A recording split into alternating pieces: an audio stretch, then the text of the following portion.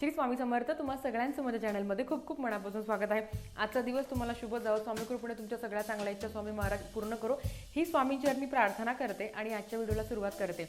बघा, आयुष्यात प्रत्येकाला लक्ष्मी प्राप्ती व्हावी, आपल्या घरात हे आपलं घरी सुख समृद्धी आरोग्याने आणि धनाने भरलेलं असावं असं प्रत्येक सर्वसामान्य माणसाला वाटतं आणि अर्थात ते वाटणं साहजिक आहे.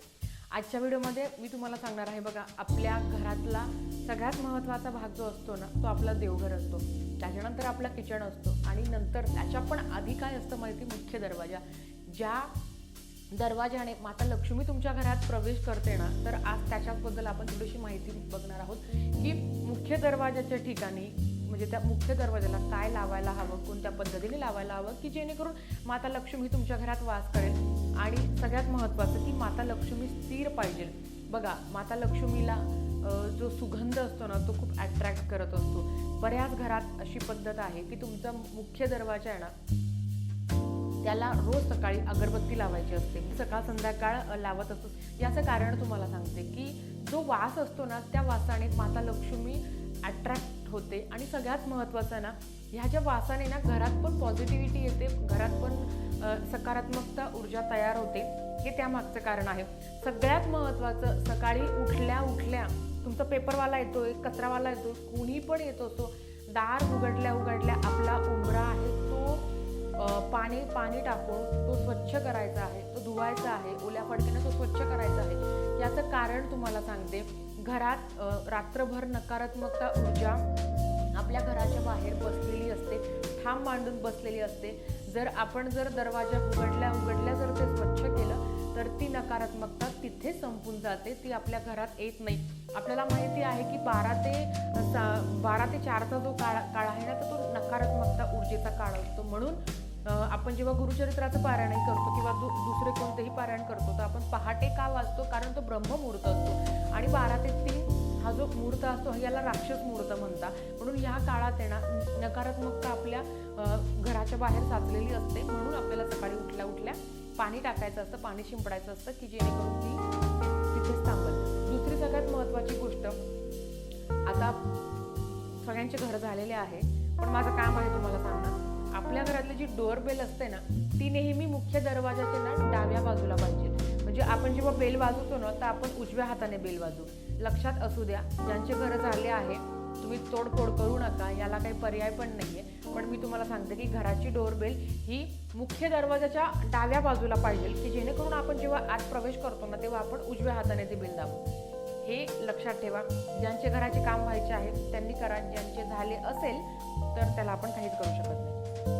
त्याच पद्धतीने बघा, मुख्य दरवाजावर नेहमी आपण सांगतो की शुभ लाभ आणि स्वस्तिक काढायचं असतं. पण आजकाल काय झालंय माहिती का, की सगळं हे रेडीमेड मिळतं आपल्याला. आपण दिवाळीच्या वेळेस जातो किंवा दुसऱ्या वेळेला पण आपण शुभ लाभ प्लास्टिकमध्ये मिळतं. मला एक सांगायचं आहे की ह्या प्लास्टिकमध्ये ना एवढी अट्रॅक्शनची पॉवर नाही. अर्थात ते प्लास्टिक आहे. शुभ आणि लाभ काढायला किती वेळ लागतो. तुम्ही हळद असते, कुंकू असतं ना, कुंकू आणि हळद तुम्ही मिक्स करूनही शुभ लाभ काढू शकता किंवा फक्त कुंकवाने पण तुम्ही शुभ लाभ काढू शकता. काहीच प्रॉब्लेम नाही आहे. शुभ लाभ आणि मध्ये स्वस्तिक हे तुम्ही काढूनच घ्या. आणि मला एक सांगायचं की दर गुरुवारी मुख्य दरवाजा पण तुम्ही साफ करा. रोज करत असाल तर अतिशय उत्तम, नाही तर गुरुवारी तरी करायला विसरू नका. शुभ लाभ तुम्हाला काढायचा आहे. आणि मुख्य दरवाजाच्या आतल्या बाजूने जेव्हा आपण डोअर लावतो ना, तेव्हा त्या मुख्य दरवाजाच्या आतल्या बाजूने पण तुम्हाला स्वस्तिक आणि ओम काढायचा आहे. ही गोष्ट लक्षात ठेवा. मुख्य दरवाजाच्या बाहेरच्या बाजूने शुभ लाभ आणि स्वस्तिक काढायचा आहे. हाताने काढा, काही फरक पडत नाही. कारण ते प्लास्टिकचं आणून जर तुम्ही चिटकवताना तर त्याने एवढी पॉझिटिव्हिटी येत नाही आणि ते एवढं काम करत नाही. म्हणून तुम्ही हातानेच काढा. आणि मुख्य दरवाजाचा जो आतला भाग आहे ना, तिथे पण ओम आणि स्वस्तिक काढायचं असतं. तिथे तुम्ही स्वस्तिक चिटकवलं तरी चालेल, पण मी तुम्हाला ते सांगेल की तुम्ही हाताने काढा. हाताने काढल्यानंतर कुठे हळदी कुंकवाचं पवित्र त्याला राहतं आणि ते तेवढं प्रभावशाली होतं. म्हणून ओम पण काढायचं आहे आणि स्वस्तिकही काढायचं आहे. आपल्या मुख्य दरवाजाचा जो आतला भाग आहे ना, त्याच्यावरती बरेच लोक माता लक्ष्मीचा फोटो चिटकवतात की जेणेकरून घराच्या बाहेर पडताना आपण अर्थात माता लक्ष्मीचं दर्शन घेतो. आणि जो बाहेरचा भाग आहे तिथे आपण पंचमुखी हनुमान किंवा गणपती बाप्पाचा फोटो ठेवायचा असतो. सगळ्यांच्या घरात असेल. तुम्ही भाड्याच्या जरी घरात राहताय, एक लक्षात असू द्या, तुम्ही भाड्याच्या घरात आहे पण त्या घरात तुम्ही राहता, तुम्ही त्याचं भाडं देता, म्हणजे याचा अर्थ ते घर तुमचं आहे. तुम्ही भाड्याच्या घरातही ह्या सगळे उपाय तुम्ही करू शकता, कारण अर्थात याने तुमचं चांगलंच होणार आहे. मुख्य दरवाजाच्या वरती गणपती बाप्पाचा फोटो असतो, फक्त लावायचा आणि दिवाळीला तो साफ करायचा असं अजिबात नाहीये. एक गोष्ट लक्षात ठेवा, जेव्हा तुम्ही मुख्य दरवाजा स्वच्छ करताना त्याच्यावरतीही तुम्हाला गणपतीचा फोटो स्वच्छ करायचा असतो आणि आपण मुख्य दरवाजाची पूजा करायची असते.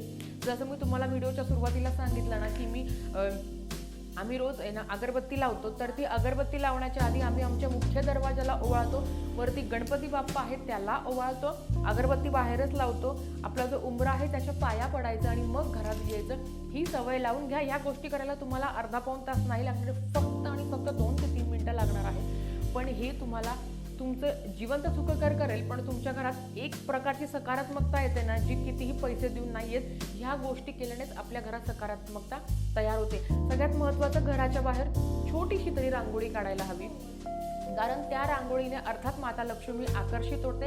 आणि लक्षात असू द्या, रांगोळी कधी पांढरी नसावी, त्याला थोडेसे कलर तरी भरा किंवा हळदी कुंकू तरी लावा, दोघांपैकी एक तुम्ही काहीतरी करू शकता.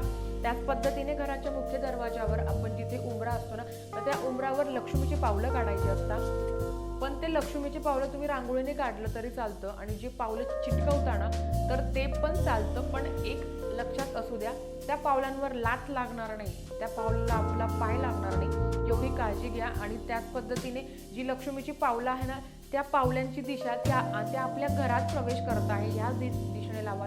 बरेच लोक काय करतात माहिती का, की पावलं ना बाहेरच्या दिशेने लावतात, की लक्ष्मी बाहेरच्या बाहेरच जाते. असं नाही करायचं. ते जी पावलं आहे ते दरवाजाच्या, म्हणजे आपला जो उंबरा आहे, आता समजा हा माझा उंबरा आहे, तर मी इथे अशी पावलं लावेल की जेणेकरून लक्ष्मी आपल्या घरात प्रवेश करते आहे. हे त्या मागचं कारण आहे. त्याच पद्धतीने बरेच लोक, तुम्हाला माहिती आहे की आपल्या मुख्य दरवाजावर ना तांब्याचा सूर्य पण काढतात. तो पण एक शुभ मानला जातो. तांब्याचा सूर्याचे एक फ्रेम मिळते किंवा एक म्हणतो ना की एक फ्रेम टाईप असतं, तर ते तांब्याचा सूर्याचा जो फोटो असतो किंवा त्याला फोटोच म्हणतात, तर तो पण तुम्ही तुमच्या मुख्य दरवाजाला लावू शकता. बरेच लोक करतात. बरेच लोक लिंबू मिरची पण लावतात. अर्थात आपण समजू शकतो की आपल्या घरात किंवा आपल्या वास्तूत कधी नकारात्मकता येऊ नये, हेच आपलं एक साधं सोपं कारण असतं. बाकी आपला काही हेतू नसतो. पण ह्या गोष्टी आहे आणि ही पद्धत आहे आणि हे छोटे छोटे नियम आहे ना, तुम्ही खरंच करून बघा. माहिती का, काय होतं ना, जेव्हा आपण अगरबत्ती वगैरे लावतो, दिवा लावतो, आता तुमच्या घराच्या बाहेर जर तुळस असेल तर अर्थात घराच्या बाहेर तुम्हाला तुळस लावायची आहे आणि त्याला रोज तुपाचा दिवा लावायचा आहे. आता मी माझं सांगते, माझ्या घराच्या बाहेर तुळस नाही, मी गॅलरीत तुळस लावली, की अर्थात फ्लॅट सिस्टीममध्ये या सगळ्या सुविधा नाही आहे, तर आपण गॅलरीतच लावतो. पण तुम्हाला जर मोकळं अंगण असेल, पटांगण असेल, तर अर्थात घराच्या बाहेर तुम्ही तुळस लावा. त्यांना पण हळदी कुंकू रोज तुम्हाला अर्पण करायचं आहे. सॉरी. आणि रोज दिवा लावायचा आहे. याने काय होईल माहिती आहे, घरात खूप मोठ्या प्रकारची सकारात्मकता येते आणि ना अशाच घरात माता लक्ष्मीचा वास होतो. बघा, आपण असे बरेच घरं बघतो ना, की ज्यांच्या घरातनं खूप पॉझिटिव्हिटी येते आणि त्यांच्या घरात प्रवेश करता करता एकदम छान वाईब्स येतात, खूप छान छान सुगंध येतात. असे बरेच घरं आहे, मी स्वतः पाहिलेलं आहे. त्याचं कारणच ते आहे की ह्या सगळ्या सुगंधाने लक्ष्मी अट्रॅक्ट होते. हे त्यामागचं कारण आहे. तो अतिशय छोटीशी माहिती होती जी मला तुमच्यासोबत शेअर करायची होती. झालेली सेवा महाराजांच्या चरणी मी रुजू करते.